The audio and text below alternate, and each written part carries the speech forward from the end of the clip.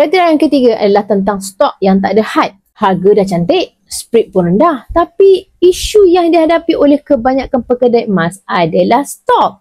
Mereka boleh tunjukkan harga yang paling rendah dan spread yang sangat nipis. Tapi persoalannya, adakah mereka boleh supply stok emas yang cukup? Terutamanya ketika harga emas jatuh menendak. Apa yang sering terjadi? Banyak pengeluar yang boleh jual emas bila harga emas tengah tinggi.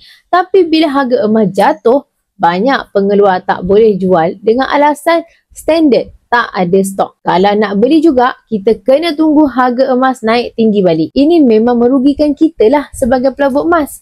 Sepatutnya itulah waktu terbaik untuk kita beli dengan jumlah yang lebih banyak supaya dapat memaksimumkan keuntungan kita. Ia sangat malang lah khususnya bagi pelabur emas dengan bajet yang besar. Walaupun harga tengah rendah, mereka terpaksa melopong. Tengok je harga murah tersebut. Apa yang tuan mentor saya perhatikan sejak tahun 2010 lagi, satu-satunya pengeluar emas yang mampu supply emas tanpa had kepada pelabur runcit di Malaysia sehingga hari ini adalah syarikat Public Gold Marketing Sdn Bhd.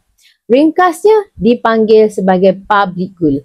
Public Gold tuan-puan mampu supply emas tanpa had. Hatta kalau nak beli 100 kg sekalipun, Public Gold mampu supply dan mampu sediakan stok tu dalam tempoh yang sangat munasabah. Walaupun harga emas jatuh mendadak.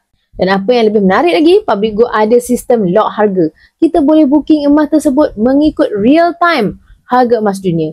Kalau harga emas jatuh mendadak pada pukul 12 malam, kita boleh booking pembelian mengikut harga pukul 12 malam tu. Lepas dia selesaikan bayaran, Public Gold boleh hantarkan emas tersebut terus kepada kita menggunakan servis postage berinsurans yang dijamin selamat atau buat appointment untuk ambil emas di branch yang terdekat bagi item emas yang tak cover insurans, iaitu seperti item gold bar 50 gram dan 10 dinar. Dan ke atas. Bagi saya, fasiliti ini sangat mesra pelabur, iaitu investor friendly, yang membolehkan kita jana keuntungan maksimum daripada pelaburan emas, insya-Allah.